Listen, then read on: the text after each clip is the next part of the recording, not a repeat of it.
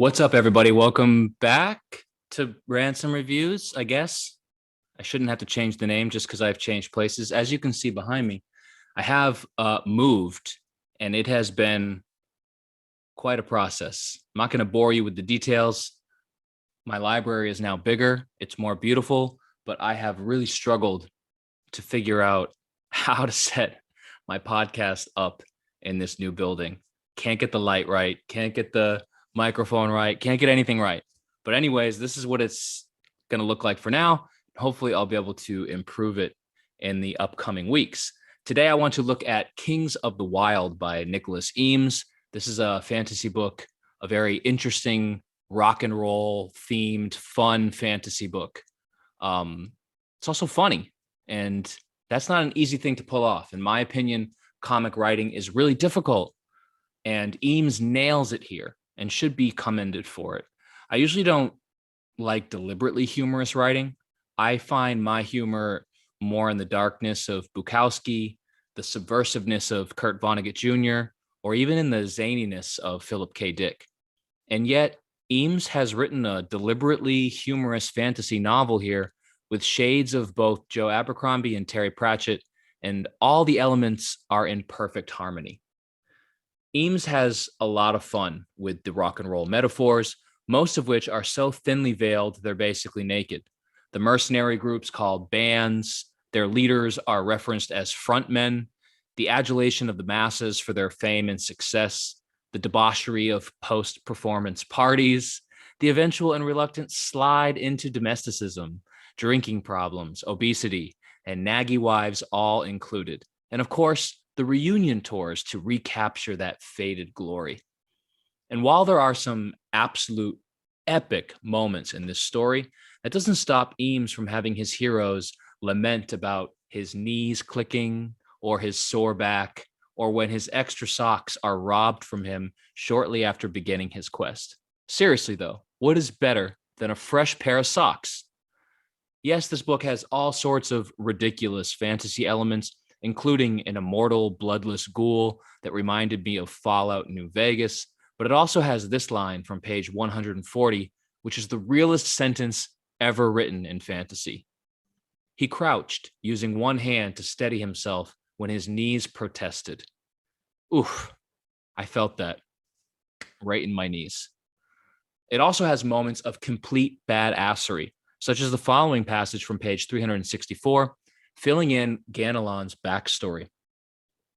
Ganelon had been born into slavery. He'd watched as his mother was flayed to death and had murdered 7 men a day after his 11th birthday. He'd crossed the desert on foot, without food or water, gouging himself on the flesh and blood of vultures foolish enough to think him dead. He'd hacked his way out of a sand maw's belly and slashed his way into a castle guarded by 400 men.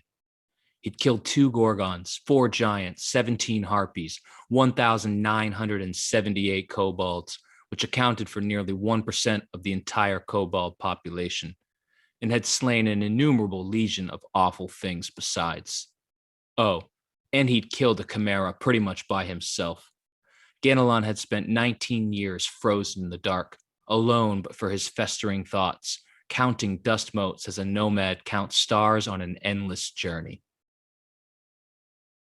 Other than the magician Moog unfortunately mimicking Jar Jar Binks, the comic elements almost entirely work, in my opinion, including a hilarious fight scene with accidental erections and the uninspiring backstory of how a few members of the City Watch grew to fame, creating their own band called, well, the City Watch.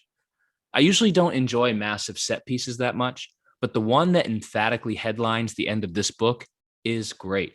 It features several chuckle-inducing running gags, and everyone is there, which gives it a real Ready Player One vibe. Although I won't torment you with listing all the characters, what year they were born, why they are famous, and the name of their weapons. I definitely recommend this book to anybody who likes fantasy, humor, and action. Read it. Go find it and read it. Sure, there's not a whole lot of depth, but boy, is it fun flitting across the surface. As I find the 5-star system limiting for book reviews, I like to use my own system called SLICE, which stands for Story, Language, Ideas, Characters, and Enjoyment on a double-weighted scale. This is how I scored Kings of the Wyld by Nicholas Eames.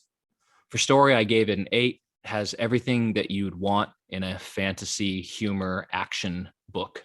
For language, I gave it an 8. Again, it's well written and the humor is really well done as well. For ideas, I gave it an 8. I loved the rock and roll theme, but it doesn't necessarily reinvent anything in the fantasy genre. For characters, I gave it a 9. I think this is probably the best part of the book. Every member of the band just has a really distinct and fun personality. And for enjoyment, I gave it a 9. That is also a highlight for this book. It's just fun. It is a fun book to read. That gives it an overall score of 8.5, which gives it 5 stars in my opinion. Awesome book. So if you haven't read it already, go check out Kings of the Wyld. And while you're reading that book, I'll try to figure out what the hell I'm going to do with this new room. Thanks for joining me, and I'll see you next time on Ransom Reviews.